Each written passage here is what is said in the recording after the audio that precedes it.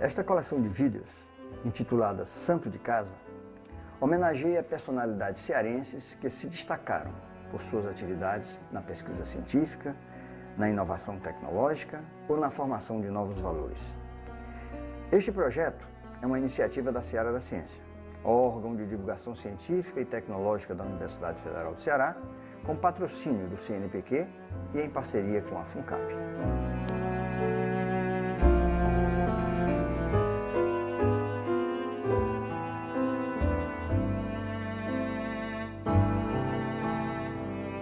Maria Marlúcia de Freitas Santiago nasceu em Limoeiro do Norte, região jaguaribana do Ceará. Formou-se em Física em 1969. Em 1972, tornou-se professora do Departamento de Física da UFC e concluiu seu doutoramento na USP em 1984. Atualmente, calcula a idade das águas utilizando o método de datação por carbono 14. Professora Marluz, os conhecimentos científicos que tem hoje, eles nos remetem a que a água do planeta Terra, vamos dizer assim, a quantidade é a mesma, o ciclo hidrológico foi a grande função de renovar esses volumes de água, né? Agora, a sua distribuição, ela é irregular, né? Em muitas partes do mundo, inclusive aqui no Nordeste, né? Como é que se vê hoje em dia a preocupação da sociedade como um todo sobre a questão da água, que a água vai acabar, né? Expressão que a gente ouve, a mídia até ajuda nisso aí, né? Então, como é que a senhora coloca esse tema aqui para a gente? Você comentou ciclo hidrológico. Então, o que é o ciclo hidrológico? São todos os reservatórios onde a água fica. A gente tem muita água no oceano, muita água nas nuvens, água nos rios e lagoas e água em subsuperfície, quer dizer, água dentro do terreno. Então, esses reservatórios é o que a gente chama de ciclo hidrológico. E a coisa é a seguinte, chove, vai para os rios, para as lagoas, uma parte infiltra e outra parte volta para o mar evapora, forma nuvem, isso fica. Esse é um processo que não vai mudar. Essa água vai ficar só, algumas vezes, mudando no sentido de que, se não infiltrar muito, a água vai se deslocar para o mar. Só vai mudar a quantidade em cada reservatório. Agora, o grande problema é que a água que a gente dispõe para beber, a água potável, ela já não é um percentual muito alto de toda a água que a gente tem. E que o crescimento populacional, ele exige um número maior, um volume maior de água. Então, a gente tem a mesma reserva para um número maior de pessoas. E tem mais outro problema, é que a probabilidade de um número maior de pessoas contaminarem mais a água é maior. Ou seja, a possibilidade de você ter cada vez menos água de boa qualidade para ser potável, para ser possível de beber. Quer dizer, em volume, não tem processos que possam indicar que esse volume vai mudar. Mas de qualidade, a gente precisa tomar conta dela. Mas acabar não. Porque já se fala que se ocorrer possíveis guerras mundiais, já em função do problema de busca de água potável, né? No início da década, se não me engano, em jornal da Abas, falam lá como manchete, Iraque troca 5 barris de petróleo por 1 de água potável, né? Coisa desse tipo.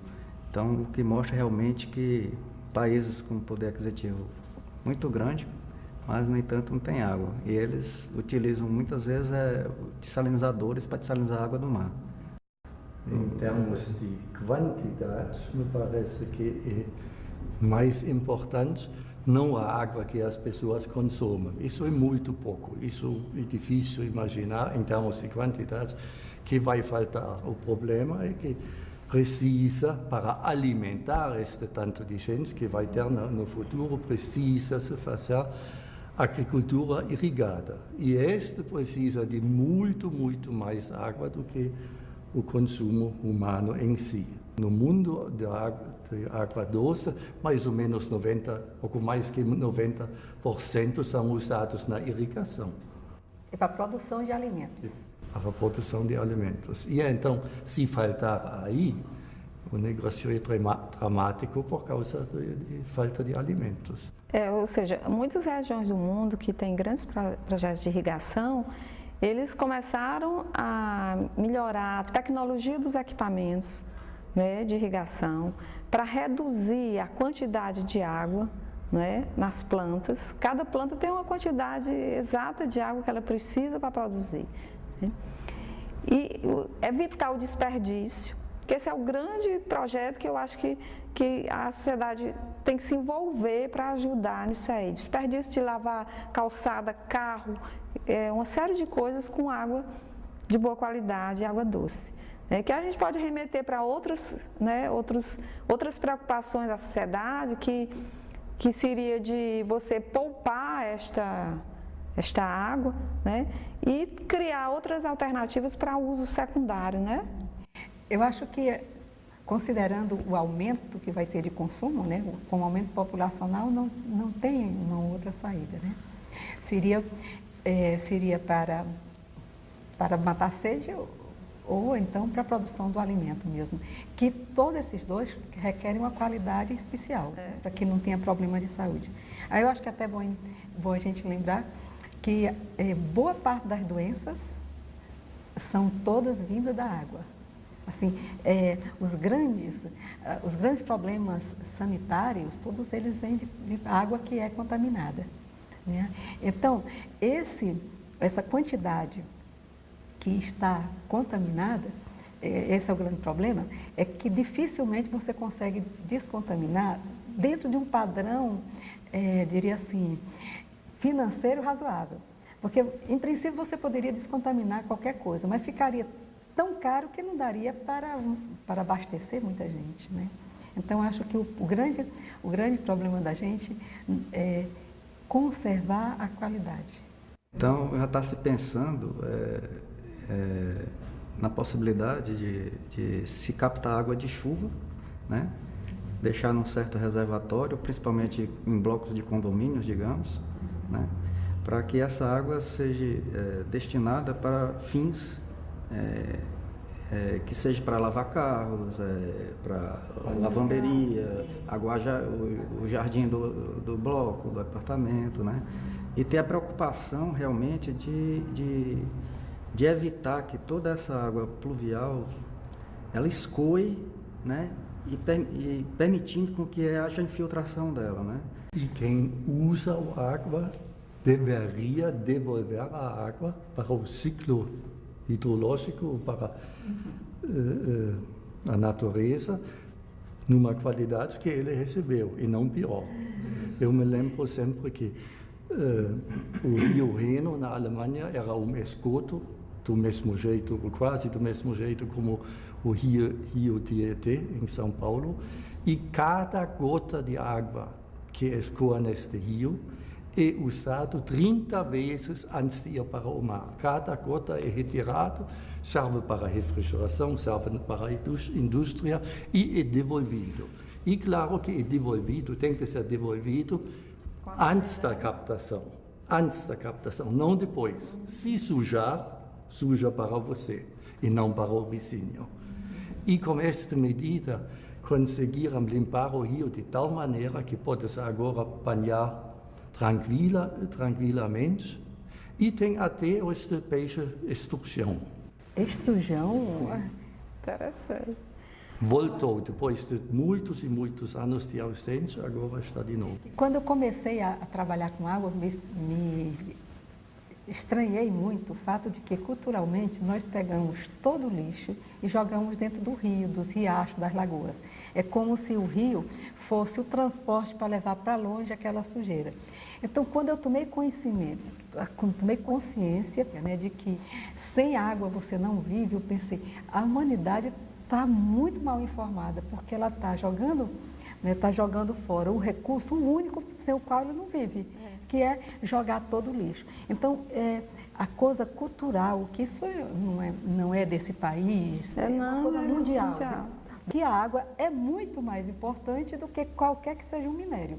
Porque você pode viver sem qualquer outra coisa, você pode viver sem minérios caríssimos, mas sem água você não vive, né? Então, essa mudança cultural que é importante. A gente relaciona o minério como rocha, mas na realidade a água é um bem mineral, né? É bem mineral, Um dos problemas que a gente tem nas cidades urbanizadas e que tem um asfaltamento muito denso, você não permite mais que a água da chuva infiltre. Se você reparar, muitos condomínios, nas áreas verdes, nos jardins, hoje eles acabam colocando cimento naquilo lá e você não tem mais como infiltrar esta água. Se você prestar atenção, aqui em Fortaleza, concretamente, muitas das avenidas, os passeios centrais da avenida são impermeabilizados. Não sei se vocês já perceberam isso. Grande parte deles. Então, onde vai a chuva, aí se perde a água todinha da chuva, porque causa as enchentes e vai para o mar. Né? Com certeza. Completamente. Você não realimenta o aquífero. Não realimenta. Depois você faz como se fosse um canal. Cada rua é um canal. Um canal estreito, né, para que a água escoe e chegue ao mar. Você pode, se projetado um prédio de apartamentos, você pode ter a água que você usa, banheiros, torneiras, para um determinado, e reciclar uma determinada caixa e reciclar e ela voltar a ser usada, né? Com outro fim, com um fim que exige menor qualidade. Que esse é o grande lance do reuso, é fim secundário. Amélia, você tocou no assunto das cisternas, mas sem dúvida é uma ótima alternativa em termos para a população difusa e ter uma água de melhor qualidade, mas eu acho que o ponto-chave de tudo está realmente, como foi tocado um assunto um pouco antes, a questão da educação da população. É fundamental. A professora Marlúcia é uma educadora, mais a nível de pós-graduação, mas eu acho que é lá na infância, lá na escola, na alfabetização que já deve dar os problemas com relação à poluição, à preservação, à conservação dos recursos ambientais de um modo geral, né? Eu acho como a maioria dos problemas, né, sociais estão relacionados com a educação, a água, então, que é esse bem precioso, então, ela só vai ter menos dificuldades com o seu consumo na hora que melhorar o nível educacional. Eu fiquei muito contente quando esse foi eleito o Mineiro da Água, né? Porque aí a gente sabe que alguém, né, um número maior de pessoas vai tomar conhecimento. Porque, claro, as pessoas não fazem porque não tem conhecimento, né? Na hora que tem conhecimento que é importante, há uma sensibilidade em relação a muitas coisas, imagina, sobre a água, você sensibiliza, né? Agora, é necessária essa mudança. E tem que ser em massa, isso aí. Você não pode veicular um anúncio, uma propaganda falando sobre a importância da água e se esquecer. Porque isso aí é uma coisa de todo dia. Você usar com critério, você usar bem, você usar a quantidade certa. Não precisa ninguém diminuir o seu uso, só não pode desperdiçar. Que essa é a grande questão, é o desperdício. Quando desperdiça é exatamente o que falta para o outro, pode faltar um pouco para amanhã, até para a gente mesmo, né? Professora Marlúcia, por favor, nos conta como começou esta história de se meter como uma coisa tão rara feita no Ceará como a água. Eu acho que é exatamente por causa do rarefeito. Como cearense, eu passei a vida inteira, cresci ouvindo falar em água, em inverno, em seca, tá bonito para chover. Então, a água, acho que começou comigo. E a água relacionada com pesquisa começou de uma maneira bem interessante, foi quando meu professor de física atômica, professor Merlin César, ele estava nos dando o conceito de isótopo e ele disse que estava fazendo um projeto para estudar a evaporação de açudes através desses isótopos. Então, foi o primeiro contato água-pesquisa. Em 1974, no início, teve uma visita lá no departamento, que antes era Instituto de Física, era o recém-departamento de Física de um alemão. Ele queria montar um laboratório para medir carbono 14 e trício, patrocinado todo pela Alemanha, que estava numa missão geológica para estudar a água subterrânea do Piauí, que é uma Da reserva, Sudene, né? um projeto da Sudene. É. Então, foi através desse projeto. E o interesse do professor Homero era tão grande que, quando ele saiu do departamento, ele disse, é aqui onde eu vou instalar. E no final do ano, estava eu indo para a Alemanha para saber o que era essa história do carbono 14. Então, isso foi o começo do laboratório de carbono 14 de datação de águas. Mas aí, como pode-se datar água com carbono 14? Água que é de conhecimento de todo mundo, é H2O. Cadê o radiocarbono nesta história? E no caso, até hoje, a gente tem uma certa dificuldade quando alguém chega e pede para datar alguma coisa que não tem carbono. Foi essa a nossa surpresa. Como é que vamos datar? É que toda água tem bicarbonato dissolvido dentro dela. E o bicarbonato é HCO3. Tem CO2 dissolvido. Então, o que a gente analisa é o carbono 14 que tem no CO2 e no bicarbonato da água. Claro que eu fui aprender isso quando eu comecei a estudar lá na Alemanha, o que eu ia fazer com aquelas medidas tão interessantes e tão complicadinhas. E então faz a datação de radiocarbono do mesmo jeito como faz com ossos, madeira ou alguma coisa, com objetos arqueológicos, vamos dizer. E a água é arqueológica? A água, ele tem... Então, muitas vezes, esse conceito de idade da água é um conceito um tanto quanto estranho, porque, para você dizer, a idade se refere sempre num ser vivo ao nascimento, né, e até a data que você está olhando. No caso de carbono 14, quando a gente faz uma datação de um osso, de uma madeira, a gente está datando, é o dia que morreu, né, a partir da morte.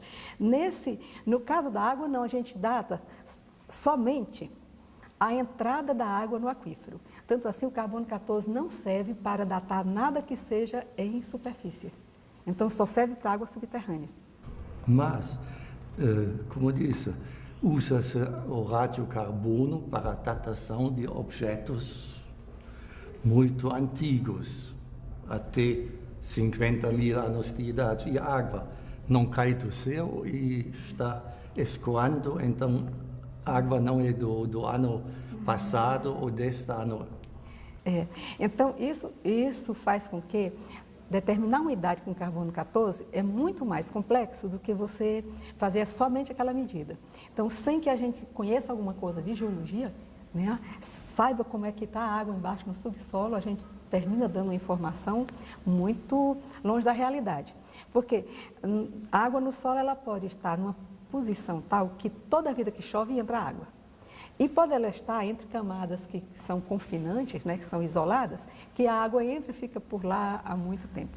Então, por exemplo, no caso do Piauí, quando nós começamos, era no aquífero Serra Grande, é uma água que tinha poços a profundidade de 900 metros. Então, a água lá há muito tempo, bem isoladinha da agora, que não está entrando água mais. Mas aí ela é uma água que entrou há muito tempo, que não está recarregando, então ela é não só uma paleoágua,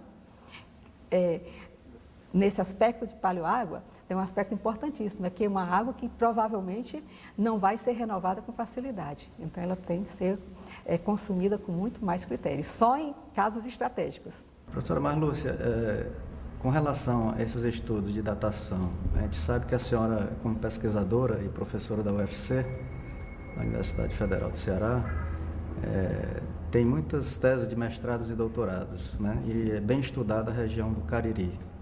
Além dessa região, a senhora tem trabalhado outras regiões assim fortemente nessa linha?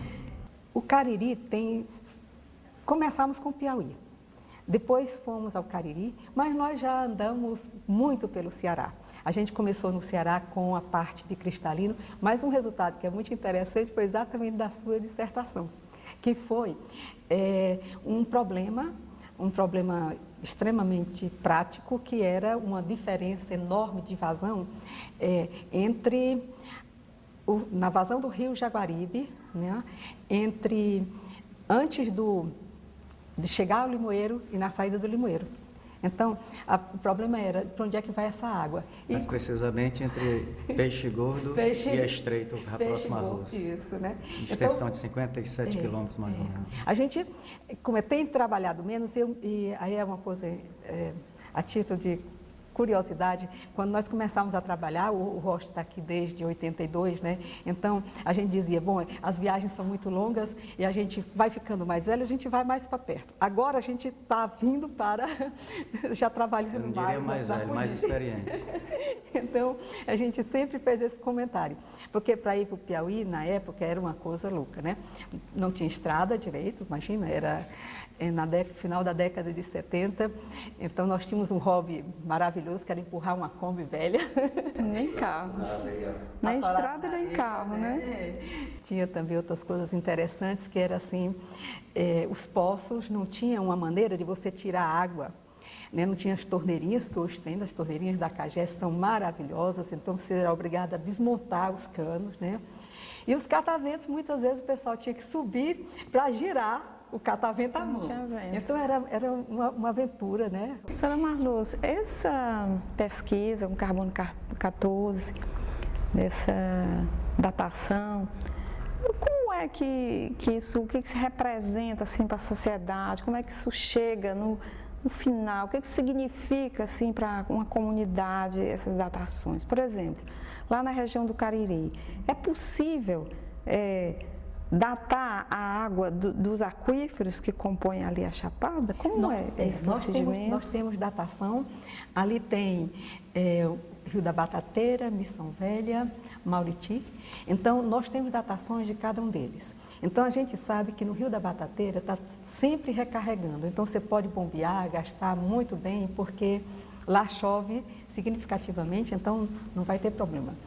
O Missão Velha já começa a dar problema, porque tem uns locais em que você tira água antiga.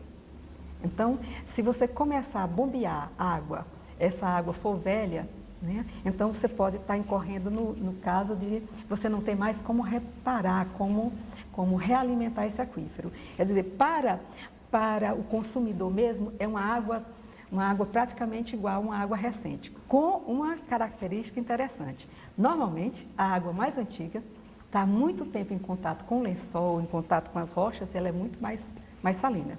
Mas é assim, ela não chega a ser tão salgada como as águas do nosso cristalino, né? Hoje que a gente tem encontrado. Professora Marluz, o estado do Ceará, o centro dele é considerado cristalino, né? Predomina o cristalino, excetuando-se algumas bacias ali na região de Iguatu, Colima, Campos. E são águas geralmente de poucas de vazões mais baixas e também de uma qualidade, em termos de salinidade, mais salobras ou salgadas, né? Até que ponto realmente tem esse significado do avanço dos aerossóis em direção ao continente? É interessante, realmente, os poços no cristalino, eles apresentam, na maioria deles, uma salinidade extremamente alta. Mas é um processo tão complicado que até hoje ainda não está totalmente definido. A gente sabe que tem uma contribuição de aerossóis, tem uma contribuição da própria rocha, só para a gente ter uma ideia, tem poços que eles variam de condutividade, de salinidade, num período de chuva, por exemplo, depois no período seco chega a duplicar. Por exemplo, tem 4.000 microsímenes, ele passa a 8.000 microsímenes. E tem uns muito próximos um do outro, do tipo assim, 500 metros, e ele está bonitinho sempre a 1.000 microsímenes. Então, é extremamente complexo e atualmente é um dos nossas boas linhas de pesquisa. Agora a gente está trabalhando muito nisso. Fazer medida de carbono 14 é meio complicado, estudar os modelos também, usar essa história dessas medidas de isótopos, que são coisas muito pequenininhas, é complicado, mas passar essa informação para a sociedade é muito complicado, porque sobre a minha ótica de gente de laboratório. Eu tenho a impressão que o único caminho seria primeiro e segundo grau. Antes de chegar nas indústrias, antes de chegar, ou então o caminho que a Europa fez, que é preços elevadíssimos, multas elevadíssimas. Professora Marluz, vamos falar um pouquinho agora sobre o contexto um pouco mais regional, né? Levando um pouco para a área do Nordeste, inclusive, né?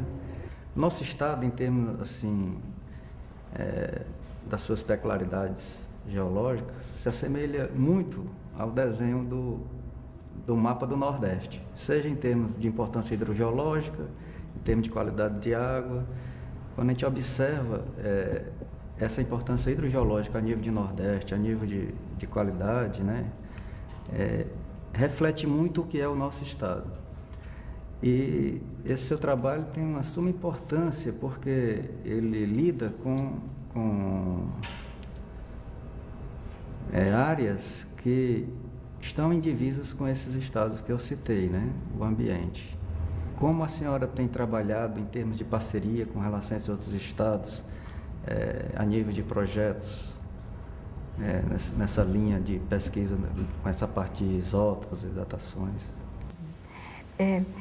Essa característica especial que tem o Ceará, que as águas que o Ceará recebe lá no sul, volta na forma de fontes para o Ceará. Mas a gente já viu, né, que as águas que caem na fronteira com o Rio Grande do Norte terminam indo para o Rio Grande do Norte e os que caem na fronteira com o Piauí terminam indo para o Piauí. Em termos gerais, ou seja, o nosso grande abastecimento é o Cariri, porque o resto do outro sistema vai para os outros estados, né? Nós temos trabalhado algumas vezes num tipo de projetos que envolvem vários estados, em projetos de rede. Terminamos trabalhando nos estados do Nordeste, Rio Grande do Norte, com Piauí, algumas coisas de Pernambuco. Então, a gente está sempre tendo interação com esses outros estados e os resultados são muito, muito próximos, né? São muito próximos. Mas eu diria que nós é que temos o maior presente de cristalino. Por isso é que estudar cristalina tem que ser agora a nossa principal veia de pesquisa, porque é o que nós mais temos, né, como reserva, que embora pequena, de qualidade não muito adequada, mas é o que nós temos, então torna-se extremamente importante. Nós sabemos que os isótopos tipo oxigênio 18 e o deutério são úteis nessa informação da dinâmica do fluxo da água, né? Então, a senhora já estudou bastante essa parte com relação à parte desses pacotes sedimentares. Mas nós sabemos que no nosso cristalino nós temos alguns aluviões significativos, né? E que é uma boa alternativa em termos de qualidade, em termos de vazão, para a população difusa do nosso estado, né? Então, a senhora também já trabalhou ou pretende trabalhar? Tem algum projeto envolvendo essa parte de ver essa parte da interação rio-aquífero em relação aos aluviões, como se comporta, essa parte da salinização também? É interessante, nós já fizemos uma coisa desse tipo lá no Piauí. E temos pouca coisa no Ceará, mas já temos. Que essa história desses tipos de oxigênio, né? Tem uns oxigênios que a gente chama de oxigênio 16, oxigênio 17, outro 18. Eles fazem uma marcação na água que a gente sabe, por exemplo, no rio, se o rio receber água de profundidade, água do aquífero, a gente sabe. Dá para a gente identificar, olha, nesse trecho aqui tem água que veio do aquífero, nesse outro trecho aqui ele não recebeu água profunda de jeito nenhum. Então nós fizemos isso. Nós vimos lá no Gurgueia, tem trechos que recebem água do aquífero e tem trechos que não recebem. Então, ou seja, aqui com nossos sedimentos, pequenos sedimentos que são as nossas aluviões, essas medidas dessas criaturas estranhas que são o oxigênio 18, tipo de oxigênio, outro tipo de hidrogênio que é deutério, eles dão uma boa contribuição para a gente. Ainda tem muito o que fazer, felizmente. Professora Marluce, esses projetos que estão aí no Departamento de Física, né, para estudar o cristalino, aqui para o Ceará, eu acho que ele se reveste uma importância muito grande, por causa do contexto geológico que ele acabou de falar, né, e principalmente porque a comunidade rural, né, o saneamento rural, que a gente chega lá, a gente abastece famílias, 60 famílias, 80, 100, 30, 40, e grande parte desse abastecimento é proveniente de poço cristalino. Em alguns casos, a gente tem dessalinizadores em algumas regiões que você não tem outra fonte alternativa, né? Então, eu acho assim, fundamental para nós, que é uma reserva que está lá, pequena, mas fundamental em todas as épocas. Nessas épocas agora, que a gente tem todo o nosso projeto de saneamento rural nessas regiões, como na época de estiagem. Né?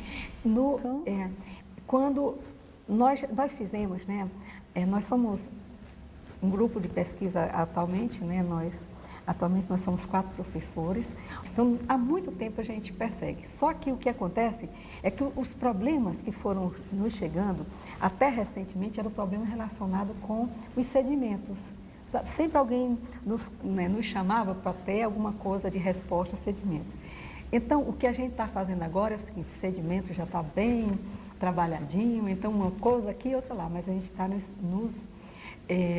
nos poços no cristalino. E nós estamos fazendo uma coisa que é interessante, que é tentando um monitoramento. Já temos instalação, né? Estamos iniciando um monitoramento em tempo real, ou seja, medidores para dizer assim, chegou chuva, depois de quanto tempo, como é que esse sal está sendo aumentada, essa concentração. Então, a gente está trabalhando nisso. Professora, a metodologia muda em relação ao sedimento ou não? Completamente, porque assim, no sedimento, a água está lá dentro, a gente anda muito arrumadinha, assim, ela anda em qualquer direção. No cristalino, que a gente chama de cristalino, é assim, a água só está andando onde tem rachaduras, que são as fendas, né? Então, se essas fendas têm um pouquinho de sedimento lá dentro, a água ali. Mas aí são caminhos limitados. Então, se você tiver uma área como dessa sala aqui, se for sedimento, a água está ocupando todos os poros da sala. Se for cristalino, é só onde tem fendas. Então, se tiver pouca fenda, tem pouca água. Ou então, se você tiver uma fenda à direita, uma fenda à esquerda, totalmente paralelas, se você tirar a água dessa fenda, da outra fenda não abastece e você perde no instante a sua reserva. Então, essa é a complexidade. Ou seja, a própria maneira como a água está armazenada lá dentro. E o problema é que isso é o Ceará é um dos poucos lugares do mundo onde tenta-se tirar água de pedra, né? Literalmente de pedra. No resto do mundo, eles aproveitam o cristalino, por exemplo, para enterrar lixo atômico de usinas nucleares, exatamente porque lá não tem água. Não passa água para levar este lixo atômico para outros cantos. Então, eles querem pesquisar o cristalino para estocar água, lixo atômico. Nós queremos estudar para tirar água, né? E nosso problema maior neste contexto é, muitas vezes, que são feitos os poços de maneira emergencial. E então ninguém se preocupa em estudar como funciona isso, né? Perfura-se um poço para ter água. Pronto, quando tem água é bom. Não precisa saber como funciona. Tem água, sim ou não, né? E quando a gente propõe um projeto de pesquisa, muitas vezes os órgãos públicos dizem, então, você pode prever se aqui tem água ou não? Não posso. Então, não interessa. Quer dizer, que é uma das dificuldades. É a garantia, né? Uma das dificuldades que a gente tem quando trabalha com água e com poços é exatamente isso. Como os poços são equipamentos extremamente caros. Então, nós temos que estudar com o que tem. Então, por exemplo, nós podíamos estudar alguma propriedade que fosse muito boa se tivesse 2 poços, um cá, outro cá. Mas não tem aqui não, tem bem lá na frente. Então, essa é uma dificuldade que a gente tem mais no caso do cristalino. No caso do sedimento, como tem essa coisa meio homogênea, você não ter bem aqui faz pouca diferença em relação a ter lá. Então, são umas dificuldades inerentes. Mas, por outro lado, eu me lembro que quando nós começamos a estudar, era uma época que a maioria, mas a grande parte dos poços eram secos, né? Por quê? Porque não existiam técnicas. Hoje a gente já tem cerca de 10 anos de geofísica, então o pessoal já perfura poços com uma certa segurança. Então, daqui a pouco a gente também vai ter uma segurança com relação a cristalino, né? Então, tem uma evolução muito grande de conhecimento. Nós somos considerados um país que dispõe de uma quantidade de água muito boa, né? Nós somos um dos países ricos de água, não é isso? E hoje já se coloca a questão da água virtual. Aí, né, esses volumes de água que nós estamos exportando, agregado a, vamos dizer, a produção de carne, de soja. Como é que a senhora situa isso aí nesse nosso contexto? Esse termo virtual, ele é bem novo, então vamos primeiro lembrar que virtual é quando a água foi consumida, mas você nem viu. Por exemplo, quando você produz qualquer bem industrial, por exemplo, uma camisa, quando você produz uma camisa, você não viu, por isso que a gente chama de virtual, mas gastou muita água para a produção dela. Então, o que se observa é que as atividades industriais, elas são intrinsecamente extremamente gastadoras de água, seja qual for. Seria assim, o equivalente à produção de alimentos, como nós já discutimos aqui antes. Então, quando cresce a população, cresce também não só a produção de alimentos, mas cresce também o consumo de bens industriais, que por sua vez gastam água, você não vê que gastou, né, quando o produto está pronto, mas gastou, e nós chamamos essa água que a gente não chama de água virtual. E realmente isso é um consumo extremamente alto. E é um consumo que é inerente ao próprio desenvolvimento e que a gente tem que, do mesmo jeito que na agricultura é necessário fazer uso de técnicas que minimizem mais o grau de consumo, do mesmo jeito na hora da indústria você tem que pensar em processos que possam minimizar. Por exemplo, de uma reciclagem de água que for utilizada em uma etapa que possa usar em outra. Frequentemente eu vejo na televisão alguém que teve uma ideia brilhante, por exemplo, as pessoas de posto de combustível que pega a água, que lavou o carro, eles fazem um processo e reciclam e lavam, põe no jardim. Então, esse é o processo que você não vai parar a indústria, mas precisa de muito mais racionalidade, muito mais cuidado no uso. A própria forma como as águas subterrâneas em relação às águas superficiais, em termos de preservação, tem uma preservação maior. O que a gente observa em termos de grandezas proporcionais é o que a gente observa também no interior. Muitos açudes, o pessoal encosta o carro do lado, aí vai lavar o carro ali na margem do açude, animais, né, com dejetos, né, coisas desse tipo. Então as águas superficiais realmente estão muito mais susceptíveis aos processos de poluição nessa área, né? Afora o problema da eutrofização, né? Que já é um fenômeno natural praticamente que ocorre. Mas é interessante, é uma coisa muito leve, essa coisa de animal, né? Animal beber água no próprio reservatório. Quando nós começávamos as nossas pesquisas, então a gente se surpreendia como é que algumas pessoas tomavam água de reservatórios superficiais, né? E os animais estavam lá, assim, usuários constantes, né? Então, sempre ressaltou em mim o fato de que as pessoas adquirem uma capacidade de se alimentar que uma pessoa que bebe sempre água muito bem cuidada, água de boa qualidade, não aguentaria. A gente viu muitas vezes isso. Aqui no interior, quando não tem água, né, quando fica aquelas poças, né, ali, é um consumo extremamente social, de consórcio entre o homem e os animais, né, que é uma... Que vejo muito no interior é chafariz, torneiras, quando não quebrado, pelo menos pingando, e isso atrai porcos, cachorros.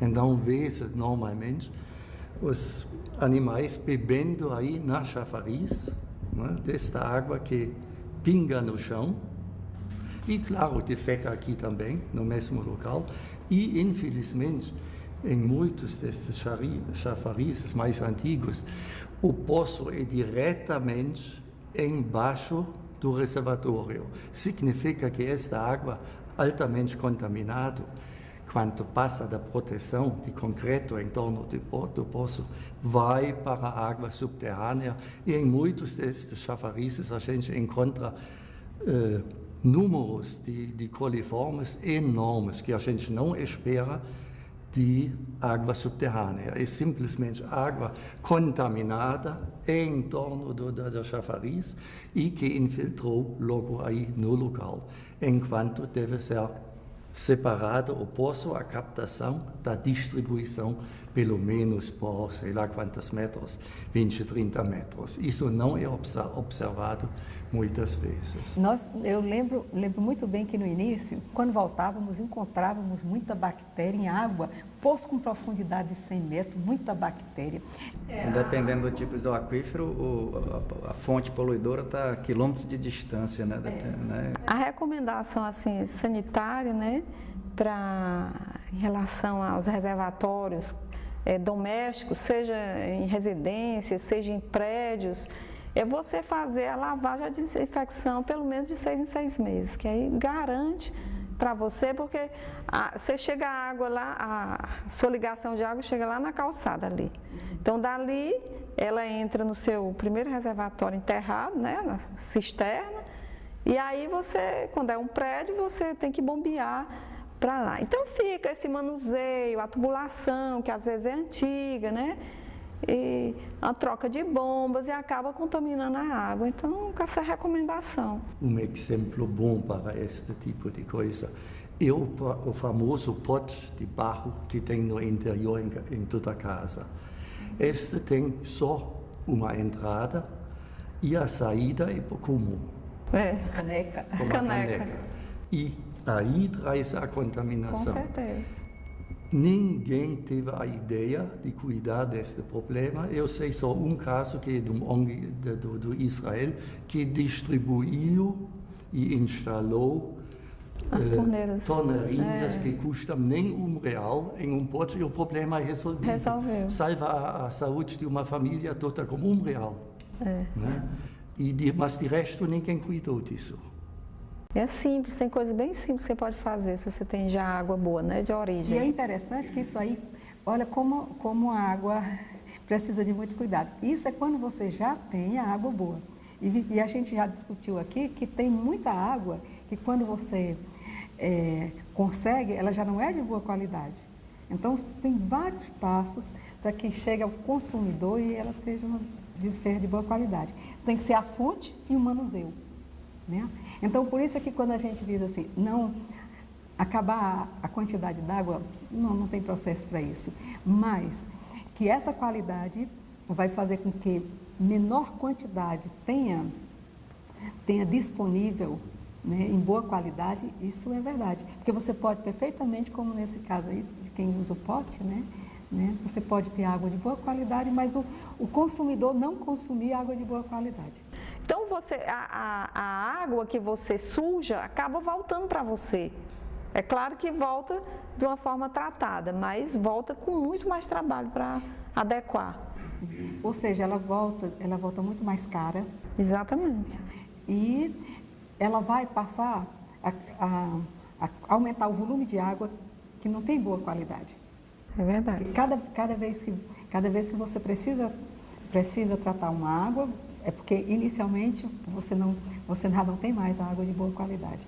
E o problema é que é muito fácil contaminar. Vê, só com a caneca que você entra, com os animais que bebem próximo do poço, nos açudes então, que se lava tudo, que os animais vão naqueles lavar açudes. Roupa também, né? Com a industrialização então é terrível, porque o que sai das indústrias, né, muitas vezes não é tratado e vão diretamente para os rios, riachos. Então, essa é uma reserva realmente que está se perdendo como reserva potável, né? Tá. Embora a quantidade de água esteja lá, né? É interessante, né? O que é essa cunha, né? É assim, a água do mar está lá, mas ela está também embaixo, ela entra um pouco embaixo da terra aqui, né, do continente. E fica a água doce fica acima da água do mar. Se você tira a água doce, né, a água do mar anda mais e mais. E não só um pouquinho, para cada metro que você baixa o nível de água doce, a água salgada sobe mais ou menos 40. Então, é um processo que tem que ser monitorado antes que crie um caos e você ficar com toda a costa só com água salgada. Usar água subterrânea é extremamente importante. Ela é extremamente importante, uma reserva excelente.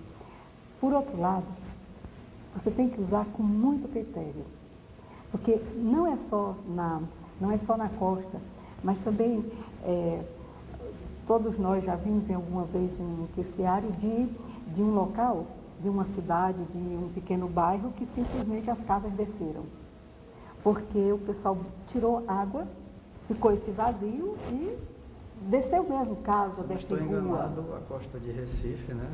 Na litoral, então, Boa Viagem, alguns houve... Em Olinda. Em Olinda também? Também.